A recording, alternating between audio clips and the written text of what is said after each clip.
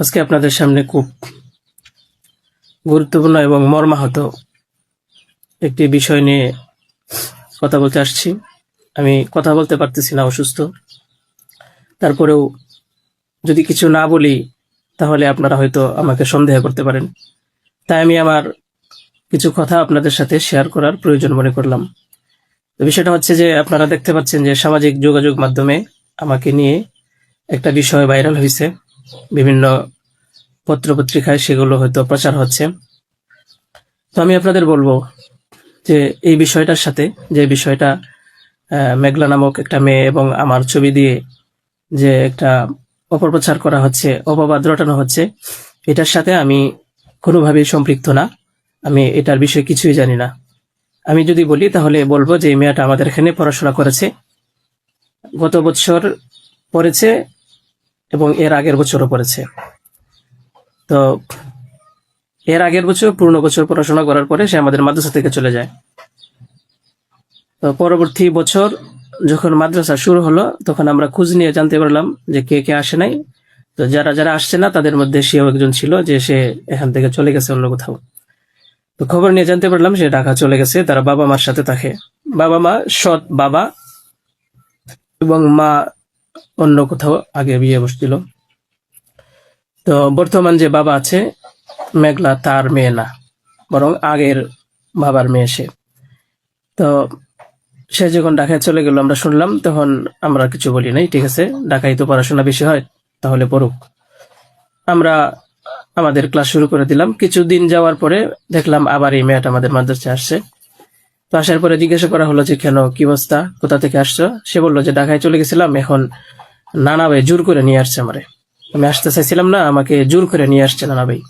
দেশবাসী, আমি আপনাদের সাথে শুধু এই কথাটাই বলতে চাই যে যে মেয়েটা এখানে আসতে চাইছিল না, চাচ্ছিল না, তাকে কেন জোর করে আনা হলো? তাকে জোর করে আনার পিছনে কি কারণ ছিল বা তার কি স্বার্থ ছিল? পরবর্তীতে আমরা এটাও জানতে পারি যে এই মেয়েটা তার এই নানার সাথে রাতের বেলা ঘুমায়। সে নিজেই বলছে।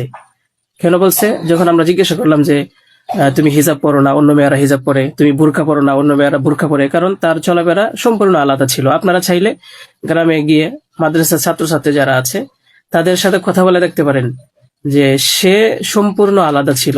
তার কোনো কিছুই আমাদের কমনের ভিতরে ছিল না, আমরা তাকে কন্ট্রোল করতে পারতেছিলাম না।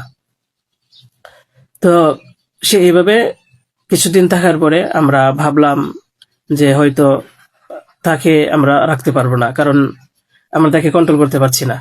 হয়তো মেয়েটা অন্য কোথাও গিয়ে যদি কন্ট্রোলে থাকতে পারে, পড়াশোনা করে, তাহলে এটা তার জন্য ভালো। তাই আমরা তার গার্জেনের কাছে বললাম, তার মাকে আমরা বুঝাইয়ে বললাম। আমাদের উদ্দেশ্য এটাই ছিল যে তার মা যেন তাকে বুঝিয়ে বলে যায় যে হুজুরের কথা মেনে চলবা, মাদ্রাসার নিয়ম কানুন মেনে চলবা, এই কথাগুলো উনি বুঝিয়ে যাবেন। কিন্তু উনি কি করছেন যে ওনার মেয়েকে উনি বলছে যে না, আমি এখানে রাখবো না, নিয়ে চলে যাব। তো আমাদের এখান থেকে প্রায় 5-6 মাস আগে আমাদের মাদ্রাসা থেকে নিয়ে চলে গেছে। হয়তো পরবর্তীতে খবর নিয়ে জানতে পারলাম সিলেটে যেখানে উনি থাকে সেখানে নিয়ে গেছে। তো নিয়ে যাওয়ার পরে এখন কিছুদিন আগে আবার আসছে, এসে বলতেছে যে এই দুর্ঘটনা, যে খুব বড় সমস্যা। যে কথাটা শোনার পরে আমার মতো একজন সাধারণ মানুষ, আমি আর সহ্য করতে পারছি না, আমি আর নিজেকে ঠিক রাখতে পারি নাই। আমি একেবারে অসুস্থ হয়ে পড়ছি। কারণ আপনারা হয়তো জানেন যে অনেকেই, আমার ফ্যামিলি আছে, আমার বাচ্চা আছে, আমার বিবি সাহেব আছে, আমার আত্মীয় স্বজন আছে। আপনারা বলুন তো, আমার নামে যে বিষয়টা প্রচার হচ্ছে, এটা আমার ফ্যামিলির লোকেরা দেখে আমাকে কি বলছে, কি ভাবছে? আপনারা সঠিক তদন্ত করুন। আমি কখনোই দেশের আইনের প্রতি অবাধ্য না, আমি শ্রদ্ধাশীল।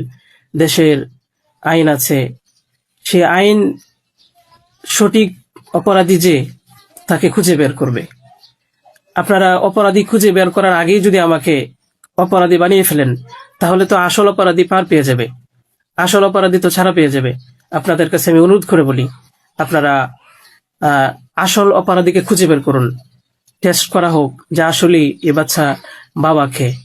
আপনারা আমাকে টেক দিচ্ছেন, বিভিন্ন পত্রপত্রিকায়, টেলিভিশনে বলা হচ্ছে। আমি আপনাদের কাছে শুধু এই কথাইগুলি বলবো যে আল্লাহ তাআলার বিচারের উপরে যদি শ্রদ্ধাশীল থাকেন, এই বিশ্বাস করেন, তাহলে আমাকে নিয়ে আর এরকম কাজ করবেন না। আপনারা সঠিক তদন্ত করে সঠিক অপরাধীকে খুঁজে বের করুন। আমি আপনাদের সামনে আর কথা বলতে পারতেছি না। আপনারা সবাই ভালো থাকবেন, ইনশাল্লাহ পরবর্তীতে আরো কথা হবে ইনশাল্লাহ। আসসালামু আলাইকুম রহমতুল্লাহ।